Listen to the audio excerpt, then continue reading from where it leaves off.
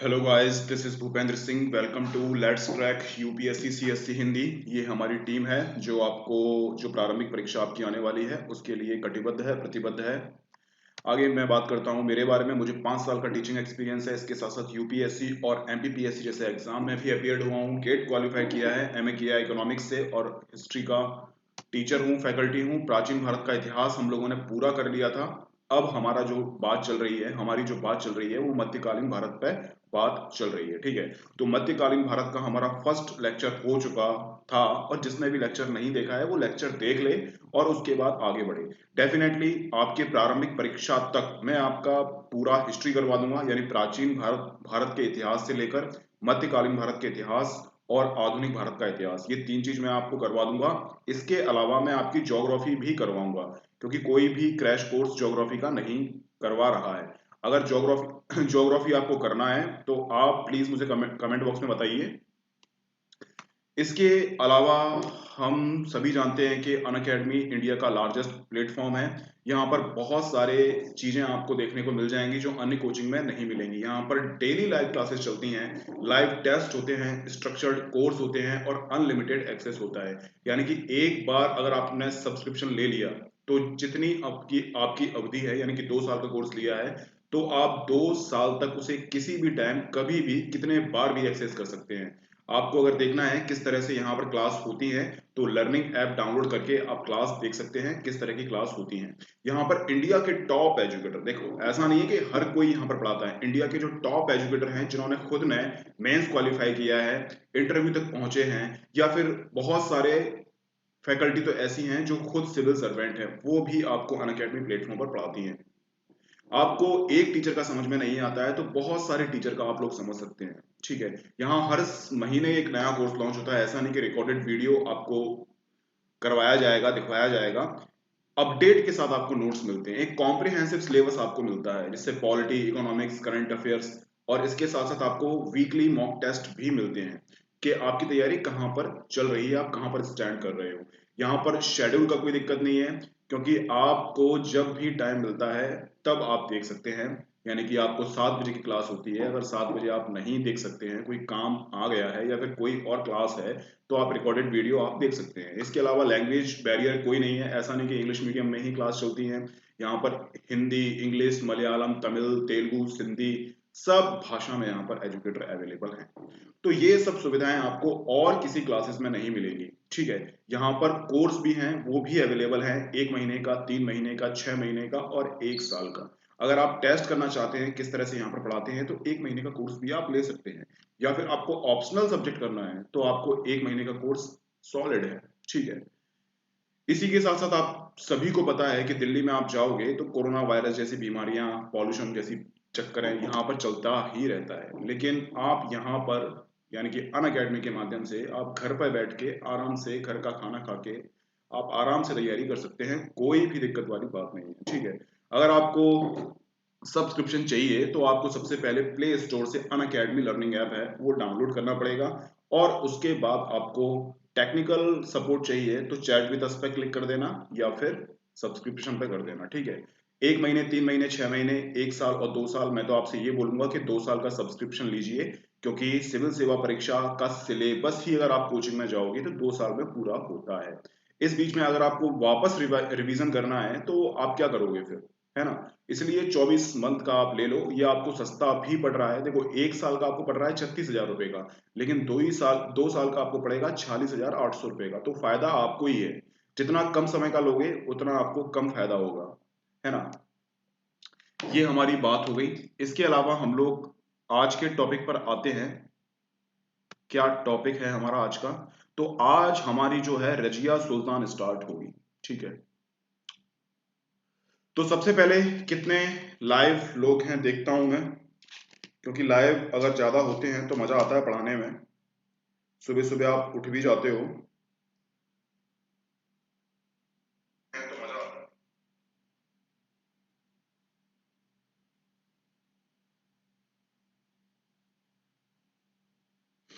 चलो ठीक है, 60 लोग हैं, अभी 60 लोग हैं, और 60 की 60 जो भी नए आते जा रहे हैं साथ साथ में लाइक करते जाओ, कमेंट करते जाओ, और बढ़िया तरीके से हम लोग पढ़ते हैं। आज हमारा जो टारगेट होने वाला है, आज हमारा जो टारगेट होने वाला है वो देखते हैं, 500 लाइक का टारगेट होने वाला है। देखते हैं आज हमारे लाइव सेशन में 500 लाइक हो पाते हैं या फिर नहीं हो पाते हैं। ठीक है, तो हम जो स्टार्ट करते हैं यहाँ से, तो रजिया सुल्तान को हम लोग स्टार्ट करते हैं। ये क्या हो गया? तो देखो, कल हमने पढ़ा था साहित्यिक स्रोत के बारे में, मध्यकाल के बारे में। मध्यकाल में हम दो चीज पढ़ेंगे, एक तो दिल्ली सल्तनत के बारे में पढ़ेंगे और एक मुगल काल के बारे में पढ़ेंगे। मुगल काल हमारा कब स्टार्ट होता है? 1526 से 1707 से। ठीक है, ऐसे तो बाबर भी आया, हुमायूं भी आया, ठीक है, लेकिन इनके समय पर मुगल सल्तनत पूर्ण रूप से स्थापित नहीं हो पाई थी। इसी प्रकार से दिल्ली सल्तनत की हम लोग बात करते हैं, तो दिल्ली सल्तनत में जब कुतुबुद्दीन ऐबक आया तभी से ही हमारी दिल्ली सल्तनत स्टार्ट होती है। ये बात आपको हमेशा याद रखनी है। ठीक है, तो मध्यकाल को हम दिल्ली सल्तनत और मुगल काल के बीच में डिवाइड करेंगे। इसका मतलब ये नहीं है कि आपको बहुत सारी चीजें हैं जैसे सूफी संत हुआ, धार्मिक आंदोलन हुए, ये सब नहीं पढ़ाए जाएंगे, ये भी आपको पढ़ाए जाएंगे, लेकिन इसी पीरियड में ही पढ़ाए जाएंगे कि दिल्ली सल्तनत में कौन कौन से कार्य हुए थे। जैसे राजपूत नीति हुई और भी चीजें हैं, वो मध्यकाल में ही हम लोग पढ़ेंगे। लेकिन आसान भाषा में करने के लिए हमने इसको दो भागों में डिवाइड कर लिया था, एक तो दिल्ली सल्तनत और एक मुगल कालीन। ठीक है, अब दिल्ली सल्तनत में सबसे महत्वपूर्ण भूमिका किसकी होती है? ये होती है खलीफा की। खलीफा राजनीतिक प्रमुख भी होता है और धार्मिक प्रमुख भी होता है। ठीक है, खलीफा का मकसद होता है अपने साम्राज्य को फैलाना, ये उसका मकसद होता है तलवार के बल पर, और सैन्य अभियान को धर्म से जोड़ दिया जाए तो व्यक्तिगत रूप से सैनिक जो है वो पर्सनल लड़ाई लड़ेगा और अपनी जान भी झोंक सकता है। इसके अलावा धार्मिक प्रमुख के नाते वो क्या करेगा?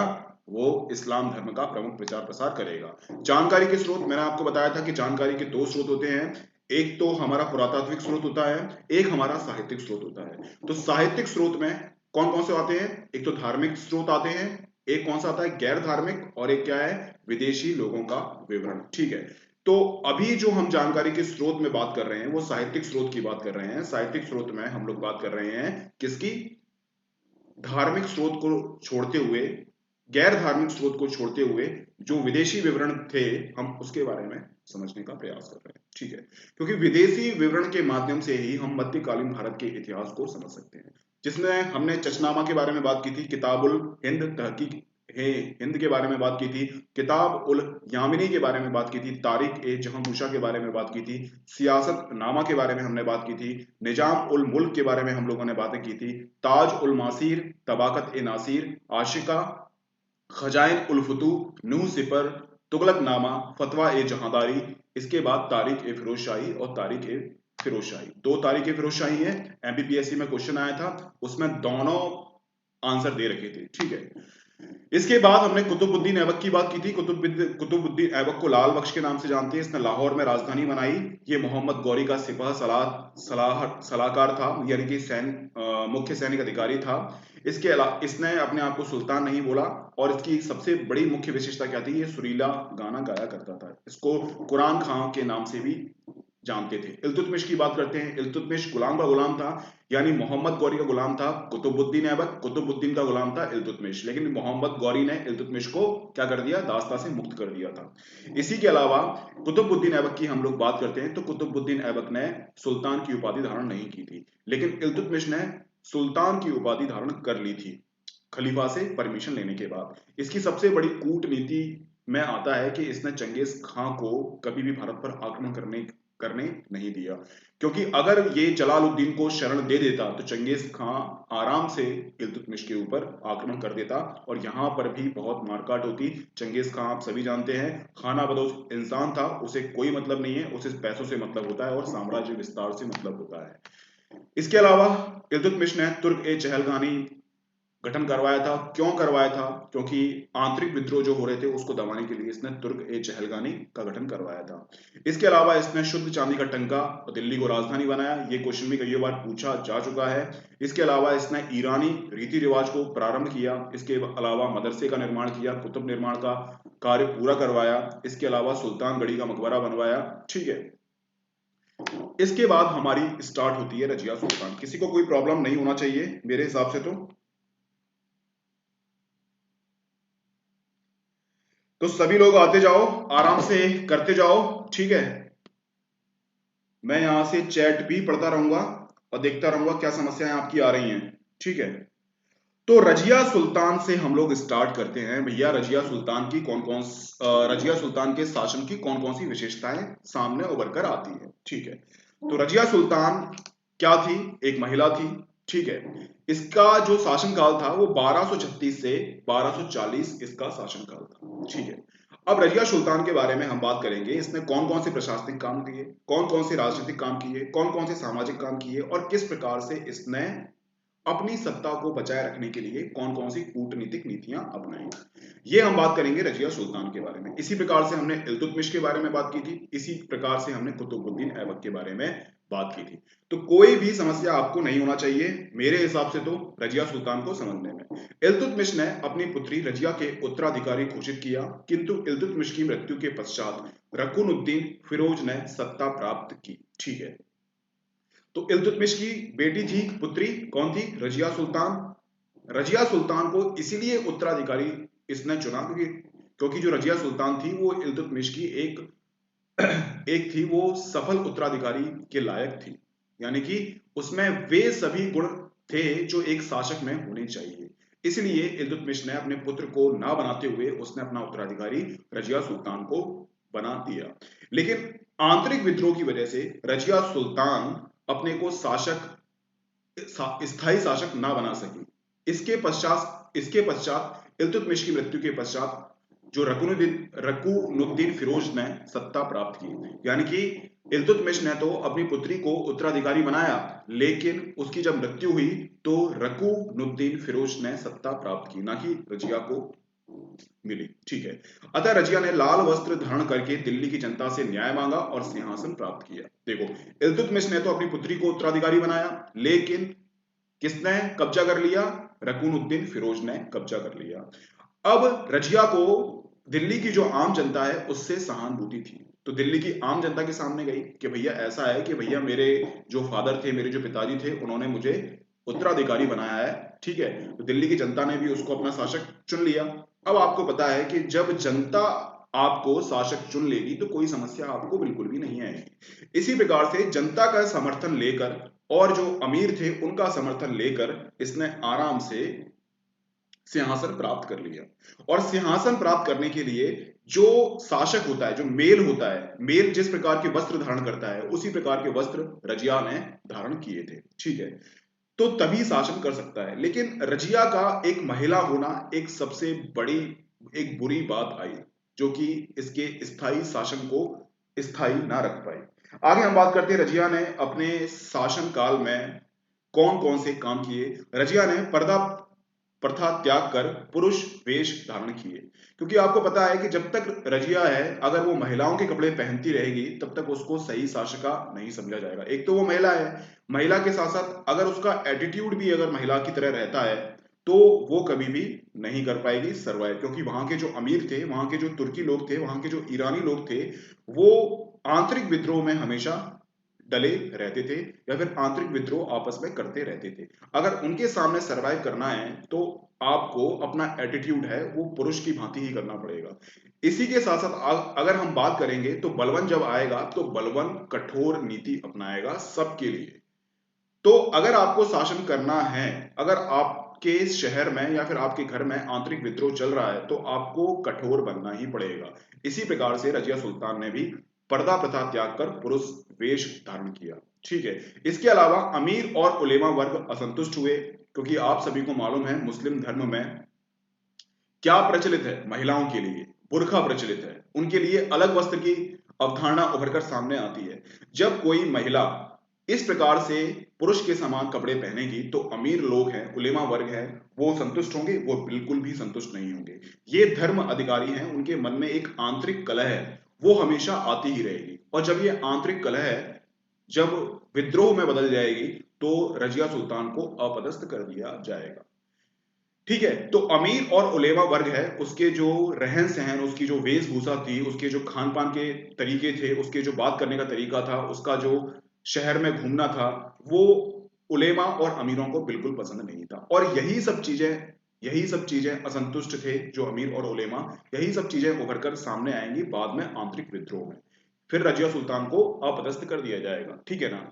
उन्होंने विद्रोह को प्रोत्साहित किया। इसी क्रम में रजिया कैथल हरियाणा में मारी गई। मैंने आपको बताया था ना कि इन सभी में विद्रोह चल रहा था। क्यों चल रहा था? पहली बात तो यह है कि भैया गद्दी किसको मिलेगी, गद्दी के लिए विद्रोह चल रहा था। दूसरी बात यह है कि रजिया एक महिला थी, इसीलिए, ठीक है। तो रजिया को कैथल, जो कि हरियाणा में है, वहां पर आंतरिक विद्रोह के चलते हुए उसको वहां पर मार दिया गया। बहुत सारी बातें लिखी है रजिया सुल्तान के बारे में, लेकिन हमें पीएचडी बिल्कुल भी नहीं करनी है। जो इंपॉर्टेंट बात होगी वही बात हम लोग करेंगे, आलतू फालतू की बात तो हमें बिल्कुल भी करना नहीं है। मिनहाज उल सिराज ने लिखा है कि रजिया में एक शासक के सभी गुण मौजूद थे, किंतु महिला होना ही उसका अवगुण बन गया। यानी कि ऐसा कोई भी गुण नहीं था जो कि एक सफल शासक में होता, नहीं, एक ऐसा, सॉरी, कोई भी ऐसा गुण नहीं था उसमें जो कि निर्बल सुल्तान को बताता है कि रजिया सुल्तान एक निर्बल सुल्तान थी। नहीं, उसमें सभी शासक वर्ग के, सभी सफल शासक के गुण उसमें सम्मिलित थे। लेकिन सिर्फ महिला होना उसका जो है अवगुण बन गया। क्योंकि आपको पता है कि उत्तर वैदिक काल से ही महिलाओं की स्थिति में परिवर्तन आना शुरू हो गए थे। अगर हम वैदिक काल की बात करते हैं और कुछ वंश के काल को छोड़ दिया जाए तो महिलाओं की स्थिति हमेशा बुरी ही रही है। आज भी हम लोग बात करते हैं तो शादी अगर लड़की करती है तो उसमें किसकी चलती है? उसके पापा की चलती है शादी में, कि भैया शादी किससे करनी है, तो पापा बताएंगे भैया इससे तुझे शादी करनी है, इसके अलावा तेरे पास कोई ऑप्शन नहीं है। उसके भाई की चलती है। इसका मतलब क्या है? पितृसत्तात्मक चीजें आज भी चल रही है। आज भी हम कहते हैं कि नहीं, महिलाएं तो हमारे बराबर आ गई हैं, उनको समानता का अधिकार मिल गया है, देखो बड़े बड़े पोस्टों पर महिलाएं हैं, इसके अलावा महिलाएं दारू पीती हैं, ठीक है, लिव इन में रहती हैं। आजकल की महिलाएं तो बहुत वो हो गई हैं, आजकल नेहा धूपिया वाला भी खूब चल रहा है। लेकिन वो उग्र नारीवाद नहीं होना चाहिए। वो उग्र नारीवाद एक अलग बात होती है और एक समानता का अधिकार एक बात होती है।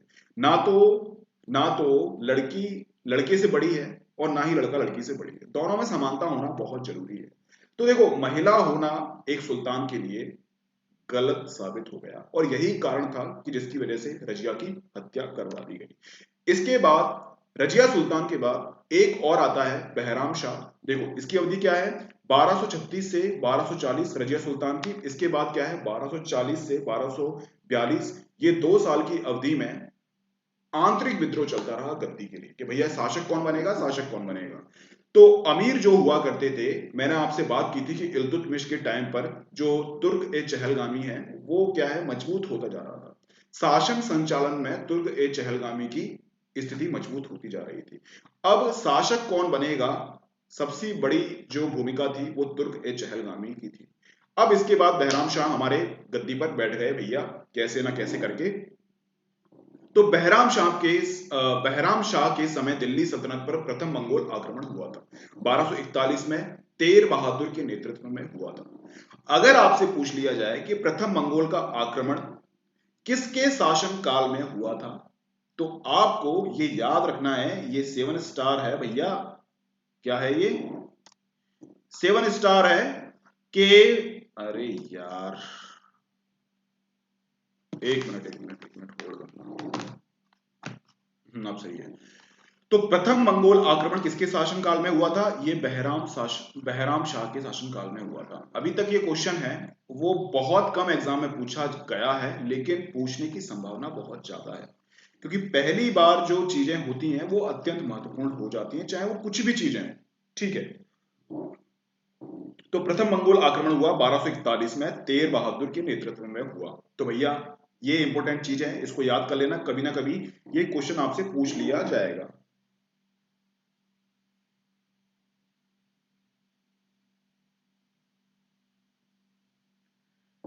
तो कहीं ना कहीं कभी ना कभी ये क्वेश्चन आपसे पूछ लिया जाएगा। देखो, हम आलतू फालतू की चीज कोई नहीं पढ़ रहे हैं, हमारे पास टाइम बहुत कम है, प्रीलिम्स का पेपर हमारा आने वाला है और प्रीलिम्स के दृष्टिकोण से ही हम लोग पढ़ रहे हैं। पढ़ाने के लिए तो मैं आपको इतना डिटेल में पढ़ा दूं कि आप कहानी की तरह इसको सुनते ही रहो। एक रजिया सुल्तान की कहानी है, उसी में 4 दिन में लगा सकता हूँ आराम से। लेकिन कोई मतलब नहीं है रजिया सुल्तान से क्वेश्चन बने या ना बने, ये तो कोई गारंटी नहीं है ना। अगर रजिया सुल्तान से पूरा यूपीएससी का पेपर बन जाता तो मैं रजिया सुल्तान को पूरे दिन पढ़ाता रहता आपको। लेकिन हमें सिलेबस टाइम पर करना है। जब तक आपका सिलेबस पूरा नहीं होगा तब तक आपका कॉन्फिडेंस इंप्रूव नहीं होगा, है ना। तो मुख्य मुख्य जो घटनाएं हैं उनको हम पढ़ने का प्रयास कर रहे हैं। क्योंकि ज्ञान के लिए नहीं पढ़ना है आपको, आपको एग्जाम निकालने के लिए पढ़ना है। और यूपीएससी में हमेशा मैं बच्चों से यही बोलता हूं कि जिस दिन आपको ये मालूम चल गया कि आपको क्या पढ़ना है क्या छोड़ना है, उस दिन आपका सिलेक्शन हो जाएगा। आप जितने भी बच्चे हैं यहाँ पर, आप मुझे ये बताओ कि कितने बच्चे ऐसे हैं जो आंसर राइटिंग करते हैं, प्रॉपर आंसर राइटिंग। अरे मैं तो ये बोलता हूँ कि सेक्शनल वाइज भी आंसर राइटिंग मत कीजिए, आप आंसर राइटिंग कीजिए फुल पेपर का। फुल पेपर को जब आप लगाओगे तो आपका कॉन्फिडेंस अपने आप ही इंप्रूव होगा। एक साल तक डेली आपने फुल पेपर लगा लिया 3 घंटे बैठ के, चाहे आप सिलेबस करो या ना करो, लेकिन 3 घंटे तक आपने एक बार पेपर लगा लिया ना, फिर क्लास नोट्स भी आपने पढ़ लिए, तो सिलेक्शन आपका डेफिनेटली हो जाएगा। आपको करना क्या है, प्री के पेपर के बाद, प्री तो सबका हो जाएगा, देखो प्री में इतनी कोई बड़ी बात नहीं है, लेकिन प्री इतना आसान भी नहीं है, समझ में आया? तो प्री को तुम हल्के में मत लेना, प्री जरूरी है, लेकिन केवल प्री से कुछ नहीं होगा, है ना। तो सारी की सारी हमारी गाड़ी कहां पर आती है, हमारी गाड़ी आती है कहां पर, मेंस पे। तो अभी तो मेंस को बिल्कुल छोड़ दो, आप प्री पे ही फोकस हो, है ना। फिर मेंस में किस प्रकार से हिस्ट्री में से क्वेश्चन बनेंगे, उसके हिसाब से हम आगे चलेंगे, ठीक है। तो जो भी स्टूडेंट ऐसे हैं जो प्रारंभिक परीक्षा को दे रहे हैं, तो वो इस लेक्चर को पूरा देखें, और जिसने नहीं देखा है तो वो पहले के जो लेक्चर हैं उनको देखने का प्रयास करें, ठीक है। तो बिना किसी मुद्दे के हम लोग आते हैं। देखो आपको पीडीएफ तो मिली गई होगी भूपेंद्र सिंह दिनकर के नाम से, ये भूपेंद्र सिंह दिनकर के नाम से एक टेलीग्राम ग्रुप है, तो इस पे आपको पीडीएफ मिल जाएगी। रोज मैं पीडीएफ लेक्चर के बाद सेंड कर देता हूं। इसके अलावा अगर आपको सब्सक्रिप्शन लेना है, बीके लाइव कोड से आप ले सकते हैं। अगर आपको कोई दिक्कत आती है तो 9074467111 से। देखो मैं तो आपको पढ़ा ही रहा हूँ यूट्यूब पे बहुत सारी क्लास पड़ी हुई है, लेकिन एक सिस्टमेटिक वे से चीजें चलना है ना, थोड़ी सी मुश्किल हो जाती है, चीजें बहुत बिखरी हुई हैं।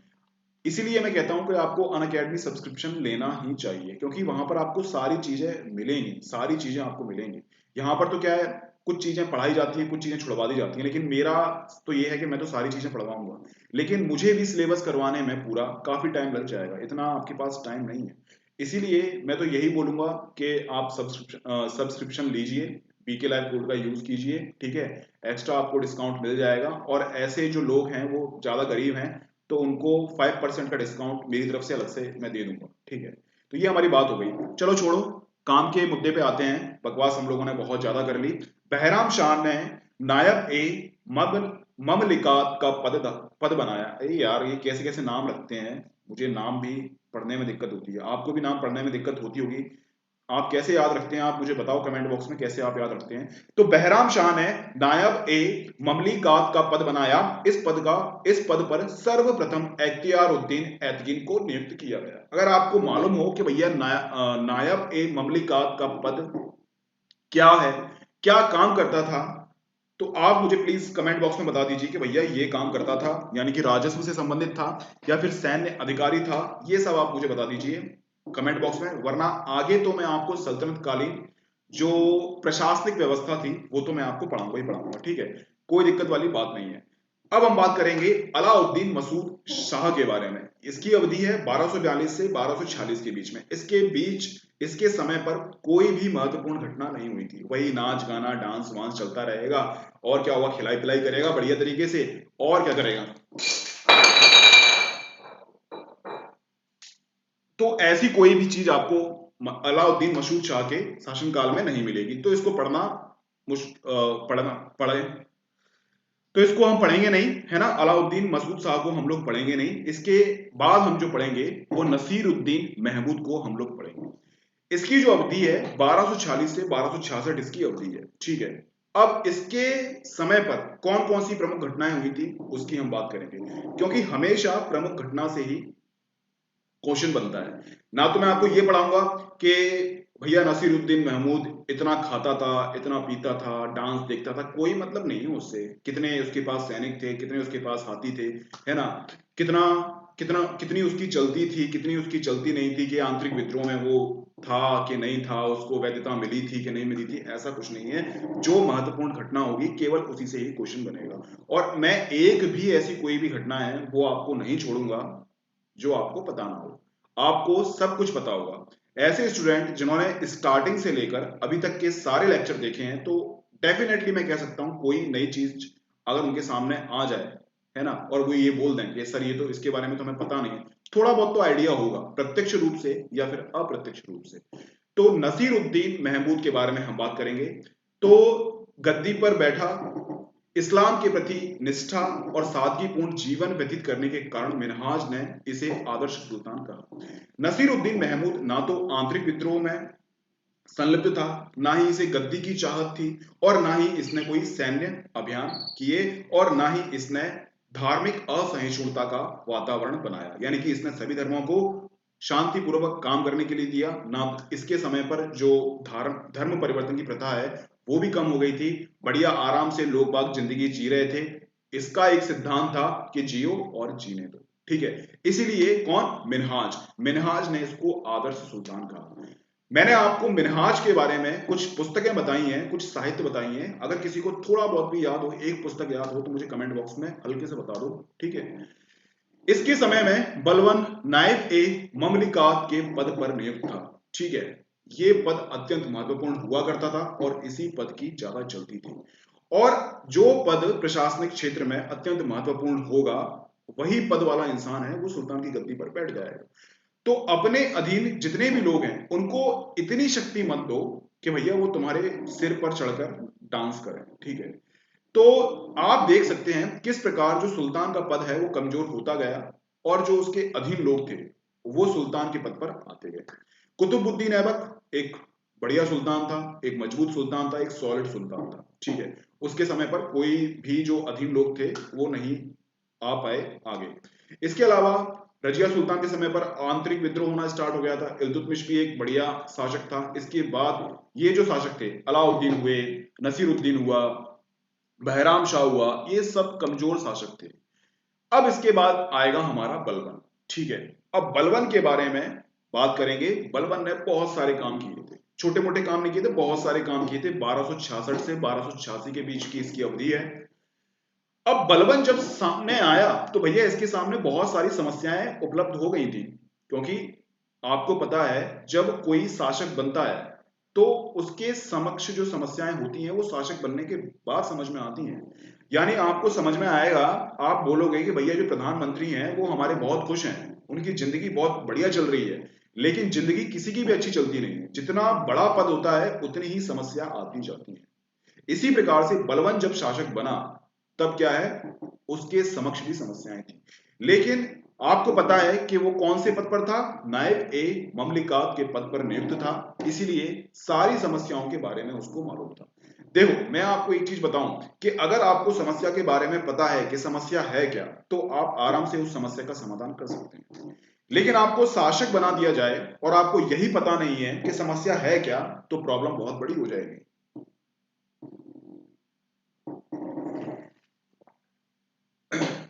तो प्रॉब्लम बहुत बड़ी हो जाएगी। तो उनके समक्ष समस्याएं कौन कौन सी थी, इनकी हम बात करते हैं। पहली बात तो क्या है, राज की गरिमा कम, राजपद की गरिमा कम हो गई थी। यानी कि सभी को पता है ना, मैंने एक बात आपको बताया था, तुर्क ए चहलगानी, तुर्क ए चहलगानी, ठीक है। 40 लोग थे ये लोग, ठीक है। तो इनकी शक्ति बढ़ गई थी। अब इनकी शक्ति बढ़ेगी तो क्या है, राजा का जो पद है उसकी गरिमा कम हो जाएगी। तुर्क ए चहलगानी किसके शासनकाल में आए थे, मतलब कौन सा ऐसा शासक था जिसने तुर्क ए चहलगामी को प्रस्तुत किया था, उसका पद बनाया था, ये आप मुझे कमेंट बॉक्स में बता दो। मैंने पढ़ाया भी हुआ है और बहुत सारे एग्जाम में ये आया भी हुआ है। इसके अलावा राज की पद की गरिमा कम हो गई। क्यों कम हो गई, क्योंकि तुर्क ए चहलगानी की शक्ति बहुत बढ़ गई थी, ठीक है।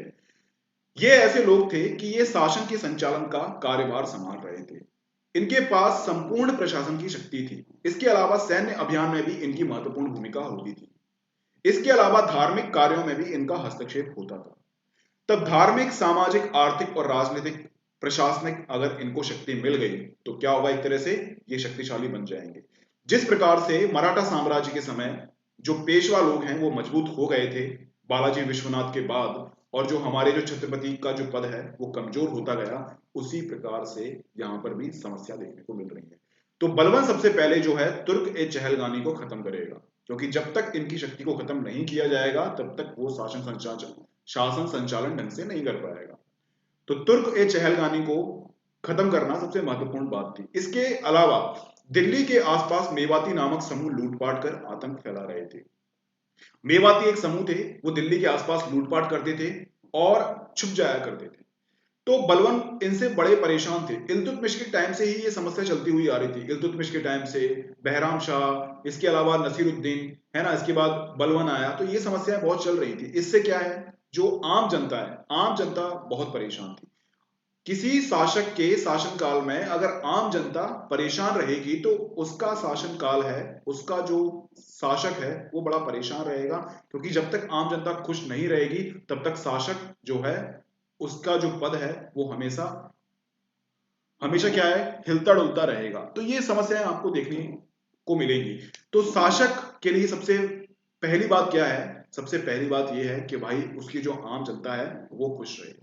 तो आम जनता के लिए सबसे बड़ी समस्या थी मेवाती नामक समूह की लूटपाट करना। ठीक है, इसके अलावा बंगाल में तुगरिल खान ने विद्रोह कर दिया था। मैंने आपको बताया था कि कुतुबुद्दीन ऐबक के बाद इल्तुतमिश के बाद और अन्य शासक हुए। तो इसके शासनकाल के समय, यानी कि हमारा जो पूर्वी क्षेत्र है और पश्चिमी क्षेत्र है, ये सल्तनत काल में आराम से आ गया। अब इतने बड़े साम्राज्य को संभालने के लिए दिल्ली को राजधानी बनाया गया। ठीक है, अब बंगाल का जो शासक है वो विद्रोह कर देगा। क्यों विद्रोह करेगा, मैंने स्टार्टिंग से आपको बताया है कि जब जब केंद्र का जो राजा है कमजोर होगा तो उसके जो सामंत होंगे छोटे छोटे, वो सामंत हमेशा विद्रोह करेंगे। इसी प्रकार से आपको पता है कि इसके बलवन के पहले कौन था, नसीरुद्दीन महमूद। ये बढ़िया सादगीपूर्ण जीवन व्यतीत करता था, इसको आदर्श सुल्तान कहा जाता था और इसे कोई मतलब नहीं था सैन्य अभियान से। जब कमजोर राजा होगा तो भैया बंगाल का जो तुगरिल खान जो है, जो नियुक्त किया गया था कि तो बंगाल का जो प्रशासन है वो संभालो और हमें समय समय पर टैक्स देते रहो, तो यही तुगरिल खान है, वो बंगाल को स्वतंत्र घोषित करने की कोशिश करेगा। इसके अलावा नेक्स्ट बात क्या है, मंगोल आक्रमण का खतरा हमेशा मौजूद था। अभी की अभी मैंने आपको पढ़ाया है कि प्रथम मंगोल आक्रमण किसके शासन काल में हुआ था। कमेंट बॉक्स में आप मुझे बता दो, अगर आपने ढंग से देखा होगा तो आपको समझ में आ जाएगा कि भैया मंगोल आक्रमण का खतरा हमेशा मौजूद था। अब ये जो समस्याएं हैं, ये समस्याएं भैया बलवन के सामने थी सर, बलवन के सामने ये समस्याएं थी। अब समस्या जब होगी तो बलवन बलवन जो है इसका समाधान भी निकालेगा। अब समाधान कैसे निकालेगा ये भी हम लोग बात करेंगे। ठीक है, बहुत सारे स्टूडेंट हैं, बढ़िया बढ़िया जवाब दे रहे हैं, कोई दिक्कत वाली बात नहीं है। 127 लोग लाइव हैं। कल मेरे लेक्चर में 150 लोग थे, वो लाइव थे। मैं चाहता हूं कि जो लोग आते हैं वो रोज आया करें। ठीक है, रोज आया करें, और जो भी नए स्टूडेंट हैं वो लाइक ठोकते जाएं। साथ साथ में हमारा लाइव सेशन में जो हमारा टारगेट है वो 500 लाइक का हमारा टारगेट है। देखते हैं मिलते हैं कि नहीं मिलते हैं। तो ये हमारी बात हो गई। तो समय समय पर जो आपसे मैं क्वेश्चन पूछता जाता हूं तो उन क्वेश्चनों के आंसर भी आप दे दीजिए करीजिए। थोड़ी सी मिस्टेक होगी, दे दीजिए। ठीक है, तो समाधान की बात करते हैं हम लोग। बलवन ने तुर्क ए चहलगामी को समाप्त कर दिया। आपको सबसे पहली आपको समस्या है वो आपको पता है, तुर्क ए चहलगामी की समस्या थी, यानी कि इनका प्रशासनिक, आर्थिक और सैन्य क्षेत्र में काफी इनका वो बढ़ गया था वर्चस्व। अब जब तक तुर्क ए चहलगामी को समाप्त नहीं किया जाएगा तब तक जो राजा का जो पद है वो मिट्टी में मिल जाएगा, यार मिट्टी के समान होगा, कोई भी अधिकार उनको नहीं मिलेगा। तो समाधान में सबसे पहली बात, बलवन ने तुर्क ए चहलगामी को समाप्त कर दिया। देखो, अगर आपको समस्याएं पता है तो आप समाधान भी बता सकते हो, अगर आपको समस्या नहीं पता है तो आप समाधान भी नहीं बता सकते हो। इसलिए आप कोई भी मुद्दा पढ़ें तो उसकी समस्या के बारे में आप सबसे पहले पढ़ें। अगर आप समाधान भी नहीं पढ़ेंगे तो भी आप समाधान आराम से बना के ले जाएंगे। जैसे कि मैंने आपको समस्याएं बताई कि भाई तुर्क ए चहलगामी एक सबसे बड़ी समस्या थी, तो आप बता दोगे भाई तुर्क ए चहलगामी को समाप्त कर दिया जाए, बस बात खत्म, ये आपका समाधान हो गया। इसके अलावा बलवन ने कौन कौन से काम किए उसकी भी हम लोग बात कर लेंगे। तो बलवन ने राजपद की गरिमा को बढ़ाने के क्रम में राजत्व का देवीय सिद्धांत प्रस्तुत किया। अब ये भैया राजत्व का देवीय सिद्धांत क्या चीज है, क्या भला है, ये हमें समझ में नहीं आता। इसका मतलब यह है कि सुल्तान जो पद है राजा ने डिसाइड किया है कि राजा ने डिसाइड किया है कि सुल्तान हमारा प्रतिनिधि है, और भगवान, अरे यार देखो मैं आपको बताऊं, थोड़ा सा कंफ्यूजन हो गया है। देखो ये हमारा कौन है, भगवान, ठीक है, भगवान को आप अल्लाह बोल लो, कुछ भी बोल लो, ठीक है। अब ये राजा है, राजा क्या करेगा, राजा करेगा भाई, ये भगवान जो है राजा को नियुक्त करेगा, ठीक है। अब ये जो भगवान है, भगवान के कहने से ही जो राजा है, राजा आम जनता को प्रशासित करेगा, ठीक है। तो राजा ने बोल दिया कि भैया हम तो हैं वो भगवान के प्रतिनिधि हैं, हम जो बोलेंगे वही कानून होगा, हम जो बोलेंगे वही भगवान की इच्छा होगी।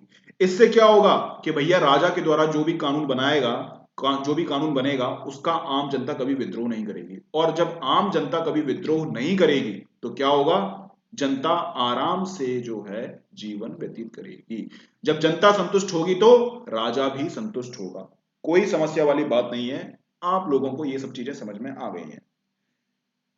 चलो ठीक है, आगे बढ़ते हैं। इसके अलावा क्या हुआ भैया, इसने देवीय सिद्धांत प्रस्तुत कर दिया। इसके अलावा बलबन दिल्ली सल्तनत का प्रथम सुल्तान था जिसने राजत्व सिद्धांत की व्याख्या की। इसके तहत कहा गया सुल्तान का पद ईश्वर द्वारा दिया गया है, वह नियामत ए खुदाई है, सुल्तान ईश्वर की छाया है। यानी कि ये भैया सुल्तान है और ये ईश्वर है, तो ईश्वर की छाया है सुल्तान। जो मैंने आपको समझाया था वही आपको भाषा में लिखा दिया है। अतः उसकी आज्ञा का उल्लंघन नहीं किया जा सकता। जिस प्रकार से हम भगवान की आज्ञा का उल्लंघन नहीं कर सकते, उसी प्रकार से हम लोग जो है सुल्तान की आज्ञा का भी उल्लंघन नहीं कर सकते। ये सब चीजें आपको देखने को मिल जाएंगी किसमें, समाधान में, ठीक है। तो भैया आपको पता है कि बलबन के सामने समस्या थी, कौन सी समस्या थी, कि बलबन ने राज के पद की गरिमा को बढ़ाने का काम किया। यानी राजा का जो पद है वो अत्यंत गिर चुका था। अब राजा का जो पद है उसको बढ़ाने के लिए, उसकी गरिमा को बढ़ाने के लिए क्या करना पड़ेगा, देवीय सिद्धांत प्रस्तुत करना पड़ेगा, राजत्व का देवीय सिद्धांत प्रस्तुत करना पड़ेगा। और राजत्व के देवीय सिद्धांत के बाद जो राजा का जो पद है उसकी प्रतिष्ठा में बढ़ोतरी हुई। तो सबसे पहले समाधान में तुर्क ए चहलगामी को समाप्त कर दिया। दूसरी प्रॉब्लम थी हमारे सामने, राजा के पद की जो गरिमा है उसको बढ़ाना था, तो राजा के पद की गरिमा को भी बढ़ा दिया गया। इसके अलावा अब जो समस्या है, बलबन ने दरबार को गरिमापूर्ण बनाने के लिए अमीरों को अनुशासित किया और ईरानी राज परंपरा को अपने दरबार में लागू किया। इसी क्रम में सिजदा, पावोस एवं कर्निस परंपरा का प्रचलन किया और ईरानी त्योहार नवरोज को भी अपनाया गया। चलो कोई बात नहीं है। देखो जिस प्रकार से जब हमारे घर में हमारे पापा नहीं होते हैं, बचपन की बात कर रहा हूं, पापा जब नहीं होते हैं तो क्या होता है, बच्चे लोग जो हैं आपस में ऊधम ऊधम धाड़ी करते हैं बहुत ज्यादा। तो प्रशासन मतलब जिस प्रकार से फिर पापा जब घर पे आते हैं तो क्या होता है, सारे बच्चे हैं वो सब पढ़ने बैठ जाते हैं आपस में। इसी प्रकार से बलबन ने दरबार को गरिमापूर्ण बनाने के लिए, देखो एक तो राजा का पद था उसकी प्रतिष्ठा बहुत कम हुई थी, और दूसरी बात यह है कि जो दरबार था उसकी भी गरिमा खत्म हो चुकी थी। क्योंकि जब राजा ही मजबूत नहीं होगा तो उसके दरबार में जब राजा बैठेगा तो प्रशासनिक कार्य भी क्या होंगे, कुछ नहीं, मनमानी चल रही थी, भ्रष्टाचार चल रहे थे, ठीक है। अमीर जो है वो अपनी मनमानी कर रहे थे, आम जनता को प्रताड़ित कर रहे थे, एक्स्ट्रा टैक्स लगाकर अपने जेब भर रहे थे, ये सब चीजें चल रही थी। तो उसके सामने सबसे बड़ी समस्या ये भी थी कि भाई दरबार को भी गरिमापूर्ण बनाया जाए। अब दरबार को गरिमापूर्ण बनाने के लिए उसने अमीर अमीर जो है उसको अनुशासित करेगा, ठीक है। बहुत सारे नियम कायदे कानून बनाया जाएगा। जैसे हमारे पापा होते हैं ना, पापा बताते हैं कि भैया तुम्हें फ्रिज में से आइसक्रीम नहीं खानी है, आपको यहाँ नहीं बैठना है, आपको सोफे पे बैठना है, सोफे पे जब बैठोगे तो उसकी जो बेडशीट है अगर वो हट जाए तो आपको वापस उसको उठाना है, जो सामान जहां से लिया है वो वहीं पे रखना है। तो ये सारे नियम कायदे कानून है वो कौन बनाएगा, वो पापा जी बनाएंगे। इसी प्रकार से जो हमारे बलवंत थे, हमारे जो राजा थे, वो कौन है, वो पापा जी हैं, और जो अमीर है वो उनके बच्चे हैं, ठीक है। तो अमीरों के लिए बलवंत अनेक नियम बनाएगा और इन नियमों को लागू भी करवाएगा, और इन नियमों को लागू करने के बाद दरबार को गरिमापूर्ण भी बनाएगा। तो इसने कौन कौन से नियम बनाए, कौन कौन से इसने जो रूल्स हैं वो बनाए, तो सिजदा, पाबोस एवं कर्निस। देखो सिजदा का मतलब क्या होता है, ये लूसेंट में बच्चा बच्चा जानता है, गली के बच्चे से भी आप पूछोगे ना कि सिजदा क्या होता है तो वो भी आपको बता देगा। एसएससी, बैंक, पीओ, रेलवे, ये जो एग्जाम है ना ये सब लोगों को पता है, ठीक है। तो सिजदा के बारे में आपको भी मालूम होना चाहिए। इसके अलावा पावोस क्या होता है, पावोस के बारे में भी आप बता दीजिए, पावोस क्या होता है। और कर्निस अगर आपने सुना हो, शायद मेरे हिसाब से आपने ये चीज नहीं सुनी होगी, ये शब्दावली आगे मैं आपको पढ़ाऊंगा। इसके अलावा नवरोज ये क्या था? ये ईरानी त्योहार था।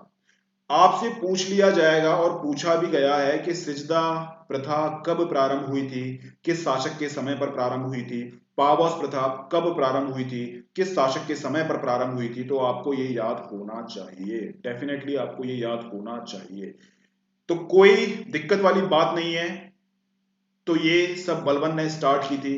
बलबन ने क्यों स्टार्ट की थी? क्योंकि दरबार की गरिमा को हमें बनाना है। इसके अलावा अब समस्याएं कौन कौन सी थी, अब उन्हीं समस्या को लेते हुए हम आगे समाधान देखेंगे। तो बलबन ने कुलीनता, रक्त की शुद्धता पर बल देकर स्वयं को ईरान के अफरासियाब का वंशज घोषित किया और निम्न कुल के व्यक्ति के लिए दरबार के दरवाजे बंद कर दिए और कहा कि जब भी मैं निम्न कुल के व्यक्ति को देखता हूं तो मेरी आंखें क्रोध से जलने लगती हैं और मेरे हाथ में तलवार चला जाता है। देखो, एक चीज तो आपको भी समझ में आता होगा। क्या समझ में आता होगा? अगर कोई राजा निम्न जाति का होता है तो आम जनता क्या करेगी? उसका विद्रोह करेगी। इसी प्रकार से वर्तमान समय की हम लोग बात करते हैं। अगर कोई नेता हमारा विधायक है, हमारा विधायक अगर कोई निम्न जाति का बन जाता है, कोई दलित बन जाता है, तो उसकी जो जनता है ना, वही उसका विद्रोह करती है। मतलब उसको फुल सपोर्ट कभी नहीं मिलेगा, क्योंकि एक मन में एक धारणा होती है कि भैया जो शासक होते हैं वो उच्च जाति के ही होते हैं। हमेशा उच्च जाति के विधायक होंगे तो भैया उसको सब सलाम ठोकेंगे, है ना। निम्न जाति का विधायक होगा तो उसको सलाम तो ठोक लेंगे, लेकिन पीठ पीछे उस पर तमाम जातिगत गालियां देंगे। इस बात पे आपको सहमत होना पड़ेगा, है ना। तो ये जो चीजें हैं वो बलबन जानता था। आपको पता है बलबन कौन था? बलबन एक था, दास था, ठीक है। तो दास निम्न कुल का होता है, ठीक है। तो इसने एक चीजें बना ली अपने आप से कि भैया हम जो अफरासियाब का वंशज हैं, जैसे आजकल जो लोग हैं वो ये बताते हैं कि हाँ भैया क्षत्रिय वंश में इस वंश के वंशज हैं, हम चंद्र वंशी हैं, हम सूर्य वंशी हैं, हम नाग वंशी हैं, हम ये वंशी हैं, हम वो वंशी हैं। इसका मतलब क्या होता है? इसका मतलब ये अपनी जातिगत श्रेष्ठता को बताते हैं, ठीक है। तो ये सब बातें हैं, है ना। इसी प्रकार से बलबन ने अपनी पद की गरिमा को बढ़ाने के लिए अपने आप को अफरासियाब का वंशज घोषित कर दिया। अब इसका जो गरिमा है उसमें कोई दिक्कत नहीं आएगी, क्योंकि उच्च कुल का प्रशासक है तो आम जनता भी इसका सपोर्ट करेगी। और इसने कुछ ऐसा ऐसा भी कहा जिससे समझ में आता है कि भाई ये उच्च जाति का ही हो सकता है। जैसे मैं हूं, अगर मैं कोई निम्न जाति का हूं, तो मैं निम्न जाति के बारे में बुरा भला नहीं कहूंगा। अगर मैं निम्न जाति के बारे में भला बुरा कह रहा हूं तो इसका मतलब क्या है? इसका मतलब आदमी ये सोचेगा कि भाई ये वाकई में उच्च जाति का है। इसीलिए इसने कहा कि भाई जब भी निम्न जाति के लोग मेरे दरबार में आते हैं तो दरवाजा बंद कर दीजिए, ठीक है। इसके अलावा जब भी मैं निम्न जाति के लोगों को देखता हूं तो मुझे बहुत क्रोध आता है और मेरा मन ऐसा होता है कि मैं तलवार से उसकी गर्दन काट दूं। तो इस प्रकार से आप समझ सकते हो कि किस प्रकार से बलबन ने राजा के पद की गरिमा को प्रतिष्ठित किया वापस की वापस। बलबन ने बंगाल के गवर्नर तुगलिक तुगरिल खां का विद्रोह दबाने के लिए स्वयं अभियान किया। यह दिल्ली के बाहर उसका प्रथम और अंतिम अभियान था। मैंने आपको बताया था समस्या में कि तुगरिल खां जो कि बंगाल का प्रशासक था वो विद्रोह कर रहा था, क्योंकि उसको पता था कि शासक केंद्र में जो बैठा हुआ है वो कमजोर है, लेकिन उसको ये मालूम नहीं था कि इस शासक के बाद जो बलबन आएगा वो एक मजबूत शासक होगा, ठीक है। तो इस प्रकार बंगाल के विद्रोह को दबाने के लिए बलबन ने खुद एक अभियान चलाया। बलबन को मालूम था कि अगर प्रांत का एक गवर्नर विद्रोह करेगा, अगर इसने अपने आप को स्वतंत्र घोषित कर लिया तो भैया दूसरा जो गवर्नर है वो भी ये बोलेगा कि यार बंगाल का गवर्नर है वो अपने आप को स्वतंत्र घोषित कर सकता है, तो मैं भी अपने आप को स्वतंत्र घोषित कर सकता हूं, इसमें कोई बड़ी बात नहीं है। इसी प्रकार से सारे के सारे जो गवर्नर हैं वो अपने आप में स्वतंत्र होना स्टार्ट कर देंगे। तो जहां से समस्या स्टार्ट हुई है उसको वहीं से खत्म कर दो तो ज्यादा अच्छा रहता है। ये बात आपको समझ में आएगी किसके बारे में? ये बात आपको समझ में आएगी बलबन के बारे में, किस प्रकार से इसने कूटनीति का उपयोग करके अपने साम्राज्य की स्थापना करी। इसी तरह मैंने समस्या में आपको बताया था कि मेवाती लोग हैं वो क्या करते थे? वो आम जनता को लूटपाट करते थे और लूटपाट करने के बाद क्या करते थे, वो जंगलों में छुप जाया करते थे। तो सैनिकों के लिए मेवातियों को ढूंढना एक बड़ी मुश्किल बन चुका था। ये सबसे बड़ी समस्या हो गई थी उस समय दिल्ली सल्तनत की। तो आम जनता को खुश करने के लिए मेवातियों की समस्याओं को भी साफ करना था। अब इसके लिए क्या है, इस तरह मेवातियों की समस्या का समाधान करने के लिए बलबन ने दिल्ली के आसपास के क्षेत्रों में जंगल को साफ करवाकर सैन्य छावनी का निर्माण कराया। वस्तुतः मेवाती दिल्ली के आसपास के क्षेत्र में लूटपाट कर अशांति फैलाते थे। देखो, अगर कोई भी रास्ता है उसमें जंगल टाइप का है तो कोई भी आदमी है वो जुर्म कर सकता है। जुर्म कहां पर होते हैं, जुर्म जंगल वाले एरिया में होते हैं, सुनसान वाले एरिया में होते हैं, जहां पर पुलिस व्यवस्था आपको नहीं देखने को मिलेगी। लेकिन अगर आप इन जंगलों को कटवा दो और यहां पर अलग अलग क्षेत्रों में पुलिस चौकी का निर्माण करवा दो तो ये जो क्षेत्र है वो उसमें जुर्म नहीं होगा। ये सभी लोग आप सभी जानते हैं। तो बलबन ने मेवातियों की समस्याओं का समाधान करने के लिए भैया वन ही कटवा दिया। अब कहां छुपोगे, लूटपाट करके कहां छुपोगे। और इसने सैन्य छावनी भी स्टार्ट कर दी। तो जब भी अगर कोई मेवाती दिखता था तो उस मेवाती को तुरंत पकड़कर ले जाया जाता था। इसके अलावा और समस्या कौन कौन सी हैं, इसके अलावा और समस्या थी हमारे कि मंगोल के आक्रमण का डर हमेशा बना रहता था।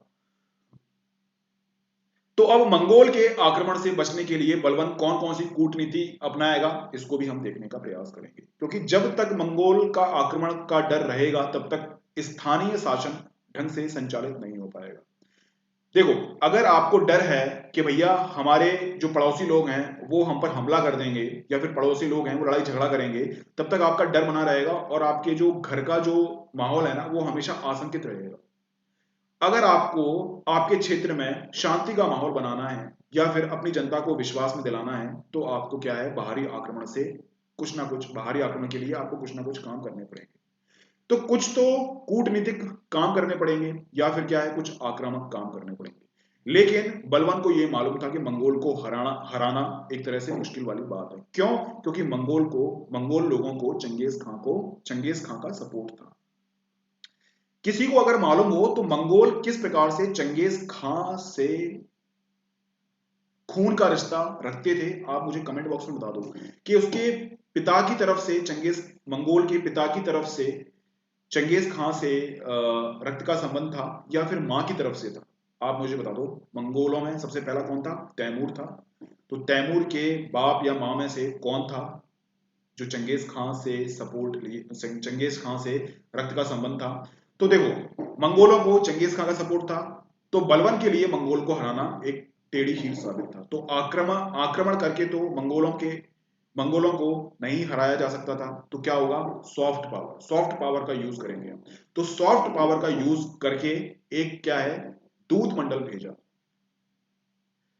साथ ही अपनी उत्तर पश्चिमी सीमा में लाहौर एवं मुल्तान की सुरक्षा के लिए किले बनवाए तथा वहां पुत्र शहजादा मोहम्मद को नियुक्त किया। किंतु 1285 में मंगोल नेता तमर के नेतृत्व में हुए आक्रमण में शहजादा मोहम्मद मारा गया।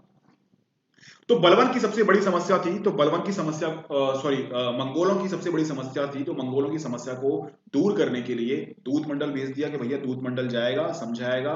दूत मंडल क्या है? जो हमारे संबंध हैं उसको प्रगाढ़ करेगा। ठीक है। इसके अलावा उसको मालूम था कि हमारा जो भारत है, भारत की जो उत्तर पश्चिमी सीमा है, यहीं से आक्रमण हुआ करते थे। हमेशा जो भी विदेशी आक्रमक आए हैं वो कहां से आए हैं? वो यहीं से आए हैं, डायरेक्ट यहीं पर करते थे वो आक्रमण। तो यहां पर सबसे बड़े क्या है, किलेबंदी करवा दो। ठीक है, किलेबंदी करवा दोगे तो आराम से जो आक्रमक हैं वो इतना जल्दी नहीं आ पाएंगे। और बलवन ने अपने पुत्र शहजादा मोहम्मद को नियुक्त कर दिया। लेकिन एक घटना की वजह से 1285 में मंगोल नेता था तमर। ठीक है, इसने भारत पर आक्रमण किया। भारत यानी कि सुल्तान पर आक्रमण किया। सुल्तान का पुत्र था, बलवन का पुत्र था शहजादा मोहम्मद, उस पर आक्रमण कर दिया। और आपको पता है जब मंगोल आक्रमण करेंगे तो बलवन का जो पुत्र है वो कभी कुछ नहीं कर पाएगा। ठीक है, तो इस प्रकार से मंगोल ने आक्रमण कर दिया। इसके अलावा क्या समस्या थी भैया बलवन के सामने? तो बलवन के सामने एक प्रमुख समस्या ये थी कि जो उसकी सेना थी वो सुसंगठित नहीं थी। अब सेना को सुसंगठित करने के लिए कुछ ना कुछ तो सेना के सुधार करने पड़ेंगे। तो सैनिकों के लिए सुधार करने के लिए इसने एक डिपार्टमेंट है, एक विभाग है, उसकी स्थापना करवा दी। कौन सा था वो विभाग? वो है दीवान ए आरिज विभाग। इसका क्या काम होगा? इसका काम ये होगा कि भाई सेना को सुसंगठित करना, सेना की रणनीति बनाना कि आक्रमण के समय किस प्रकार से घुड़सवार सेना है वो आगे रहेगी, पैदल सेना कहाँ रहेगी, और किस प्रकार से हम चक्रव्यूह की रचना करेंगे। इसके अलावा दुर्ग की सुरक्षा हम लोग किस प्रकार से करेंगे। इसके अलावा ऐसी हम कौन सी नीति अपनाएं जिससे कि आम जनता है उसको कम से कम हानि हो। ये सब काम किसका था? ये दीवान ए आरिज का काम था। इसके अलावा जो आंतरिक नियम होते हैं वो भी इसका काम था कि सैन्य प्रशासन को संभालने के लिए कौन कौन से नियम अपनाए जाएं। तो बलबन ने सेना की समस्या को देखते हुए एक दीवान ए आरिज विभाग की स्थापना करवाई, जिसके कारण इसने सैन्य संगठन को वापस अनुशासित किया। तो दीवान ए आरिज आपको याद रखना पड़ेगा, इसको 5 स्टार लगा लो, क्योंकि आपसे पूछ लिया जाएगा कि दीवान ए आरिज शब्दावली किससे संबंधित है। तो आप बता देना किससे संबंधित है। ये भैया सैन्य विभाग से संबंधित है। इसके अलावा बलबन ने कहा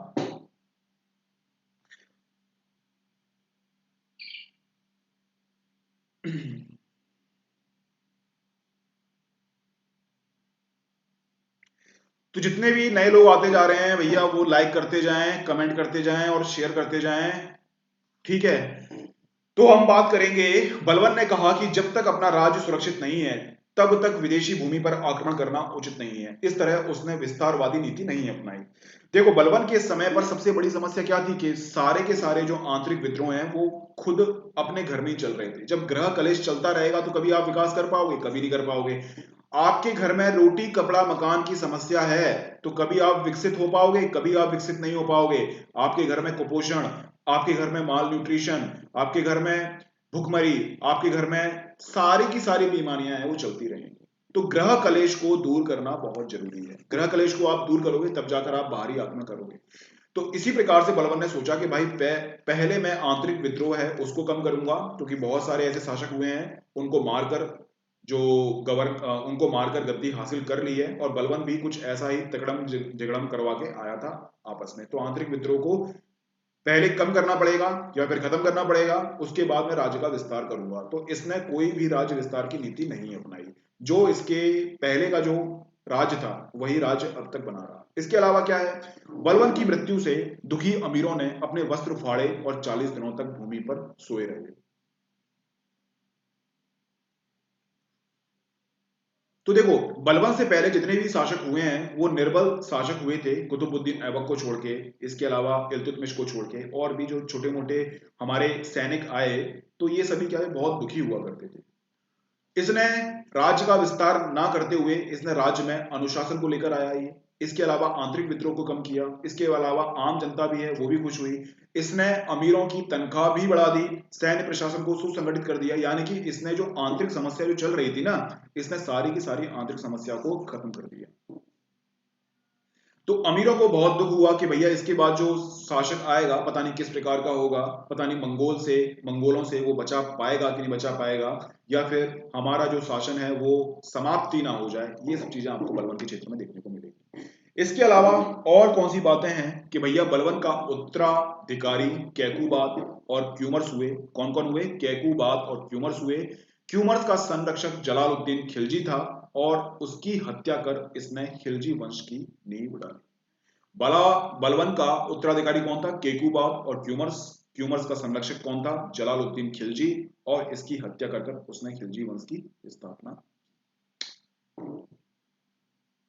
तो देखो संरक्षक जो होता है ना, जो बॉडीगार्ड होता है, बहुत सारे राजा आपको मिलेंगे कि बॉडीगार्ड ही उसको मार देंगे, राजा को मार देंगे और खुद राजा बन जाएंगे, है ना। तो इस प्रकार से हमारी खिलजी वंश की स्थापना हो जाएगी। तो हम लोग खिलजी वंश स्टार्ट करेंगे। आज हमने कौन कौन सी चीजें पढ़ी हैं, मुझे समझ में आता है कि आपको सभी चीजें समझ में आ गई होंगी आराम आराम से, ठीक है। तो मध्यकाल भारत हम लोगों ने स्टार्ट कर दिया था, दिल्ली सल्तनत हमारा चल रहा था। ये क्या हो गया?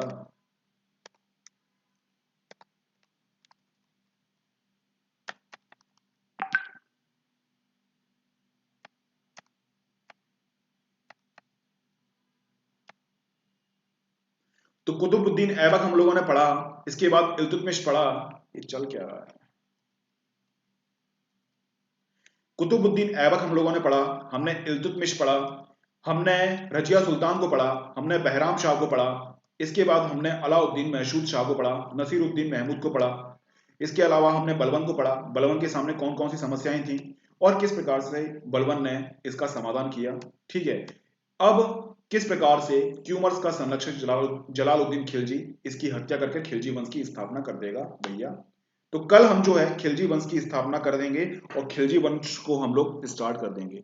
एक महत्वपूर्ण बात हमारी ये है, एक बार देख लेते हैं खिलजी वंश में हम कौन कौन सी चीजें पढ़ेंगे। तो खिलजी वंश में हम जलालुद्दीन खिलजी के बारे में पढ़ेंगे, इसके अलावा अलाउद्दीन खिलजी के बारे में पढ़ेंगे। अलाउद्दीन खिलजी ने महत्वपूर्ण भूमिका निभाई थी पद्मावत, आप सभी जो मूवी है सभी लोग जानते हैं पद्मावत मूवी कैसी है क्या है।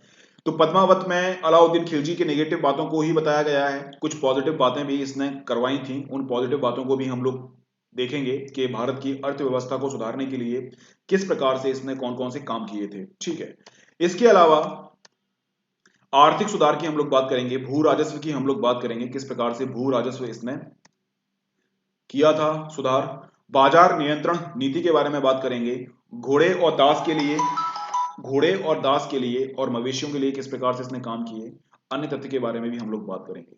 फिर मुबारक खिलजी है उसकी हम बात करेंगे क्या होता है, इसके बाद हम तुगलक वंश को स्टार्ट कर देंगे। ठीक है, तो ये हमारी बात हो गई। तो सबसे पहले तो आज का लेक्चर हमारा यहीं पे समाप्त होता है। ठीक है, कुछ महत्वपूर्ण बातें मैं आपको बताना चाहूंगा कि आपको जो पीडीएफ है भूपेंद्र सिंह दिनकर के नाम से पीडीएफ आपको मिल जाएगी और जितने भी ऐसे स्टूडेंट हैं वो 7 बजे आ जाए कीजिए, क्योंकि आप सोचो कि रिकॉर्डेड वीडियो हम एक बार में देख लेंगे, कभी आपका रिकॉर्डेड वीडियो नहीं हो पाएगा। साथ साथ में चलेंगे तो साथ साथ में सारी चीजें आपकी होती जाएंगी। ठीक है, सब्सक्रिप्शन आप लीजिए क्योंकि आपको एक सिस्टमेटिक वे से कोर्स मिलेगा, है ना। यहाँ पर तो चीजें सब कुछ बिखरी हुई हैं और अकेला सारा सिलेबस मेरे लिए कम समय पर करवाना वो भी क्वालिटी के साथ ये पॉसिबल नहीं हो पाएगा। तो जैसे ही आप सब्सक्राइब करते हैं अकेडमी को तो बीके लाइव कोड को आपको यूज करना है। अगर आपको कोई समस्या आती है 9074467114 पे क्लिक करना है आपको। ठीक है, पीडीएफ आपको मैं देता जाऊंगा साथ साथ में। ठीक है, तो इस प्रकार से हमारा मध्यकालीन भारत का इतिहास है वो हमारा खत्म होता है। आप सभी के सहयोग के लिए बहुत बहुत धन्यवाद। कल फिर मिलते हैं 7 बजे और हम जो है स्टार्ट करेंगे कौन सा, खिलजी के बारे में। खिलजी में बहुत मजा आएगा क्योंकि खिलजी पढ़ने में क्यों मजा आएगा, क्योंकि आपने खिलजी के बारे में मूवी देख रखी है। ठीक है, चलो ठीक है, आज के लिए इतना ही। बस मेरी दूसरी क्लास भी स्टार्ट होने वाली है तो मैं जाता हूं।